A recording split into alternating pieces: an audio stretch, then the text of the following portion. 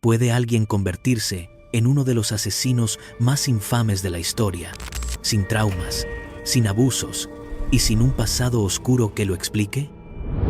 ¿Puede un hombre matar no por odio, no por venganza, sino por miedo a la soledad? ¿Y qué ocurre cuando la fantasía de tener a alguien para siempre se convierte en una obsesión literal? Hoy vamos a adentrarnos en la mente de Jeffrey Dahmer, un caso que rompe patrones, contradice explicaciones típicas y obliga a replantear una pregunta inquietante. ¿Qué convierte a un ser humano en un monstruo cuando no hay monstruo en su origen? Jeffrey Dahmer nació el 21 de mayo de 1960 en Milwaukee, Wisconsin, en una familia de clase media alta que, a primera vista, parecía el epítome de la normalidad estadounidense de posguerra. Su padre, Lionel Dahmer, era un químico analítico con un doctorado, un hombre meticuloso y ambicioso que pasaba horas en su laboratorio casero, enseñando a su hijo pequeños conceptos básicos de química y biología. La madre, Joyce Dahmer, era una instructora de teletipo que sufría de hipocondría crónica y episodios de ansiedad severa, consumiendo cantidades excesivas de medicamentos como Equanil y barbitúricos durante el embarazo y después. No hubo abusos físicos documentados, ni violencia doméstica extrema, ni negligencia que justificara el camino que tomaría Jeffrey. Sin embargo, las tensiones eran palpables, discusiones constantes entre los padres por dinero, por la atención médica de Joyce y por el aislamiento emocional que creaba en el hogar. Lionel admitiría años después en su libro A Father's Story, 1994, que sentía una desconexión con su hijo desde temprana edad, viéndolo como distante pero sin alarmarse lo suficiente. El divorcio de los padres en 1978, cuando Jeffrey tenía 18 años, fue un golpe devastador, pero no único en su generación. Quedó viviendo solo en la casa familiar mientras su madre se mudaba con su hermano menor David y su padre se instalaba en un motel. Este período de abandono relativo coincidió con su primer asesinato, pero las raíces de su anomalía se remontan a la infancia. Desde los 4 o 5 años, Dahmer mostraba una fascinación inusual por los animales muertos. No los torturaba como otros asesinos en serie, por ejemplo, un like Ted Bundy o Dennis Rader, sino que los recolectaba. Insectos aplastados en la carretera, ranas muertas en el jardín, pero huesos de animales encontrados en el bosque cercano. Los guardaba en frascos con formaldehído que robaba del laboratorio de su padre, diseccionándolos con bisturís caseros para observar su interior. En entrevistas con el FBI, en 1991, Dahmer describió esto como una curiosidad científica que evolucionó en algo erótico y posesivo. Psicólogos como el Dr. Park Dietz, quien lo evaluó, lo vinculan a una necrofilia incipiente. El tacto frío de los huesos le producía una excitación que no entendía ni podía compartir. En la escuela primaria, era un niño tímido y retraído, con pocos amigos. Sufrió una hernia doble a los 6 años, una cirugía que lo dejó con cicatrices y una sensación de vulnerabilidad corporal que, según él, intensificó su interés en abrir cosas para entenderlas. En la secundaria West Alice Central High School, comenzó a beber alcohol en secreto para coping con su soledad, ganándose el apodo de hacer cosas Dahmer por sus payasadas ebrias. Maestros recordaban que recolectaba roadkill y lo llevaba a clase en bolsas, ofreciéndolo como regalos. Estas señales eran vistas como excentricidades de un adolescente introvertido, no como precursores de violencia. ¿Cuántas señales tempranas hacen falta? En retrospectiva, docenas. La colección de huesos bajo su cama, las visitas solitarias a mataderos locales para ver cómo se desollaban animales, los dibujos de cuerpos desmembrados en sus cuadernos. Pero en un suburbio blanco y próspero, donde los problemas se resolvían con terapia familiar o ignorancia, pasaron desapercibidas. Expertos en criminología como Robert Ressler, ex FBI, argumentan que sin un trauma obvio, estas fijaciones podrían haber sido canalizadas en patología forense o taxidermia profesional. En Dahmer se convirtieron en el núcleo de su identidad desviada. ¿Era genético? Lionel Dahmer especuló sobre posibles factores hereditarios, citando su propia obsesión juvenil con fuego y explosivos. La mente de Jeffrey, desde el principio, parecía cableada para la posesión absoluta, no para la conexión humana. Dahmer se dio cuenta de su homosexualidad alrededor de los 13 años, durante la pubertad, pero lo vivió sin el conflicto religioso o social que atormentaba a muchos en los años 70. No era reprimido por homofobia externa. Su familia era secular y liberal en ese sentido. Fantaseaba con hombres atléticos, jóvenes y sumisos, inspirados en modelos de revistas como Playgirl o en el personaje de Darth Vader por su control absoluto. Quería un compañero que no lo abandonara, que fuera suyo en cuerpo y alma.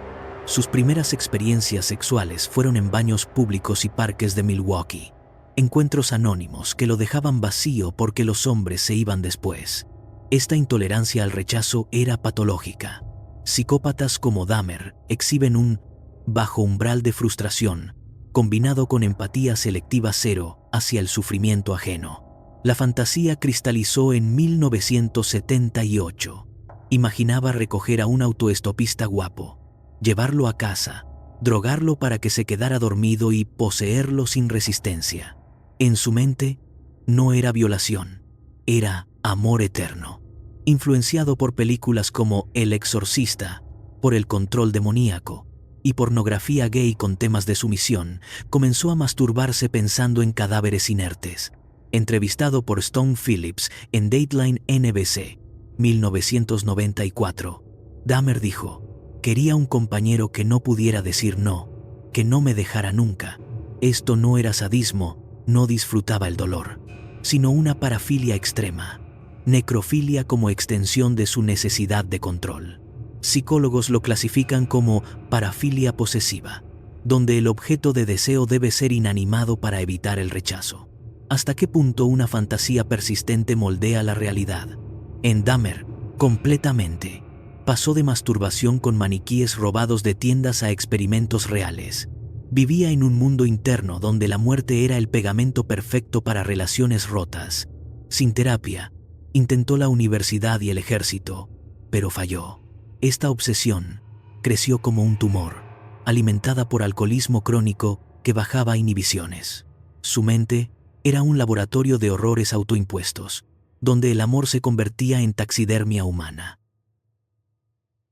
El 18 de junio de 1978, Dahmer, de 18 años, recogió a Stephen Hicks, un autoestopista de 18 años, en la carretera cerca de Bath, Ohio. Lo invitó a la casa vacía de sus padres para beber cerveza y escuchar música. Hicks quería irse. Dahmer, en pánico por el abandono, lo golpeó con una barra de 10 libras en la cabeza, lo estranguló y luego lo desmembró con un cuchillo de caza. Enterró los restos en el bosque detrás de la casa, pero días después los exhumó. Disolvió la carne en ácido, usando conocimientos de su padre, y esparció los huesos. No conservó trofeos esta vez. El acto fue impulsivo, no planeado. Sorprendentemente, pasó 9 años sin matar. Se alistó en el ejército como médico de combate en Alemania, 1979 hasta 1981, donde bebió excesivamente y fue dado de baja por alcoholismo. Regresó a Milwaukee, trabajó en una chocolatería y fue arrestado por exhibicionismo en 1982. Durante esta pausa, su compulsión mutó. Asistía a funerales abiertos de hombres jóvenes en Milwaukee, fingiendo ser familiar para tocar los cuerpos en el ataúd. Visitaba cementerios como el Forest Home Cemetery, cavando superficialmente para oler la tierra o imaginando exhumar. En entrevistas con el Dr. Kenneth Smale, Dahmer admitió masturbarse en mausoleos. ¿Era un asesino en pausa o un hombre luchando? Ambas cosas. Luchaba con culpa, intentó la iglesia y pero la fantasía ganaba. Bebía para silenciarla, pero el alcohol la amplificaba. Investigadores del FBI como John Douglas lo ven como un asesino en incubación. El primer crimen validó la fantasía sin consecuencias inmediatas, nadie sospechó, permitiendo que fermentara. En 1987, mató a Stephen Tuomi, en un hotel de Milwaukee. Lo golpeó ebrio y despertó con el cuerpo, marcando el inicio de la escalada. El primer crimen no fue el detonante, fue la prueba de concepto. En 1987, viviendo solo en el apartamento 213 de North 25th Street, Dahmer mató a su segunda víctima y comenzó el patrón. Frecuentaba bares gay como el Club 219 o el Phoenix Bar. Atraía a hombres marginales, muchos prostitutos, inmigrantes o runaways de minorías, afroamericanos, asiáticos, latinos con promesas de dinero por fotos o sexo. Los drogaba con Halcion o somníferos en cerveza. Los estrangulaba o asfixiaba una vez inconscientes y procedía a necrofilia, disección y preservación. No torturaba en vida. Decía que no quería que sufrieran. Descuartizaba en la bañera con sierras eléctricas. Hervía cabezas para limpiar cráneos pintados de gris para parecer plásticos. Disolvía torsos en barriles de ácido clorhídrico comprados en ferreterías. Congelaba genitales y corazones. Comía bíceps o muslos sazonados con sal y pimienta para incorporarlos a sí mismo. Canibalismo como unión eterna. Coleccionaba 11 cráneos, fotos Polaroid de víctimas en poses y planeaba un altar con huesos para meditar. Mató a 15 metroas entre 1987 y 1991, escalando en frecuencia de meses a semanas. Trabajaba noches en la Ambrosia Chocolate Factory, matando en fines de semana. Vecinos quejaban de olores, ácido y podredumbre. Dahmer culpaba a un acuario roto o carne echada a perder. ¿Puede la necesidad de afecto degenerar así? Absolutamente. En un perfil como el suyo, borderline personality disorder con traits psicopáticos, parafilias múltiples, necrofilia, antropofagia, pederastia. Su apartamento era un matadero. Sangre en paredes, refrigerador con cabezas, barriles burbujeando. Quería novios eternos, que no se pudrieran, experimentando con refrigeración y taxidermia fallida. La escalada Peak. Dahmer quiso víctimas vivas pero complacientes. Inspirado en el retorno de los muertos vivientes y teorías de control mental, trepanaba cráneos con taladros comprados en Ace Hardware, inyectaba ácido muriático o agua hirviendo en el lóbulo frontal para crear zombies sumisos para sexo eterno. Intentó con al menos 4. Errol Lindsey, 1991. Gritó durante el procedimiento pero murió. Jeremiah Weinberger sobrevivió 2 días en coma antes de ser estrangulado. El error policial. 27 de mayo de 1991. Conerak Sintasomphon, 14 años, hermano de una víctima previa. Escapó drogado y trepanado. Policía John Balcersac y Joseph Gabrish lo encontraron desnudo en la calle. Dahmer convenció de que era su amante de 19 años ebrio. Fotos Polaroid en el apartamento mostraban cadáveres, pero no registraron. Devolvieron al chico. Dahmer lo mató horas después. Este fallo costó 5 vidas más. En total, 17 voltiovíctimas, 1978 hasta 1991. Edades 14 hasta 31, mayormente no blancos. El apartamento olía a muerte. Vecinos ignoraron por racismo implícito víctimas desechables. 18 de julio de 1991. Tracy Edwards escapó esposado, alertó policía. Al registrar, hallaron fotos, cabezas en nevera, barriles con torsos. Dahmer confesó todo en 40 más horas de interrogatorios, dibujando mapas de cementerios donde esparció restos. Colaboró para limpiar su alma, diciendo: «Estoy aliviado, ya no tengo que luchar». Clasificado como Organized Offender, con parafilias, no psicótico, sabía derecho, mal. Juicio 1992. Culpable pero insano evitado. Sentencia 15 cadenas perpetuas más 70 años. En prisión Columbia Correccional, pidió muerte. No merezco vivir. ¿Empatía posible?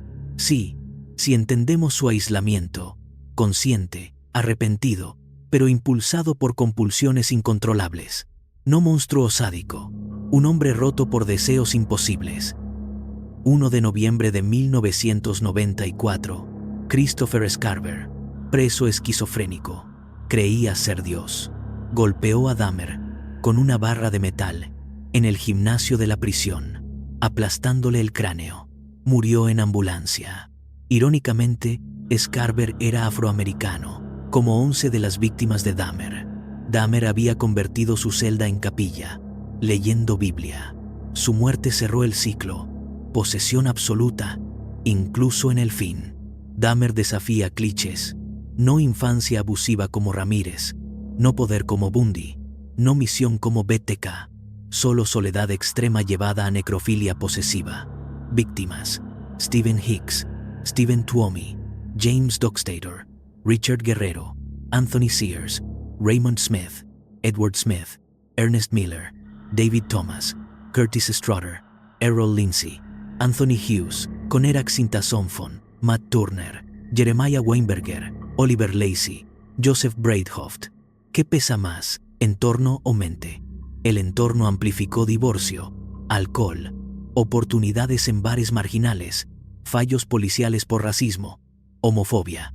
Pero la mente era el motor, fijación innata en lo inanimado, sin empatía por el otro vivo.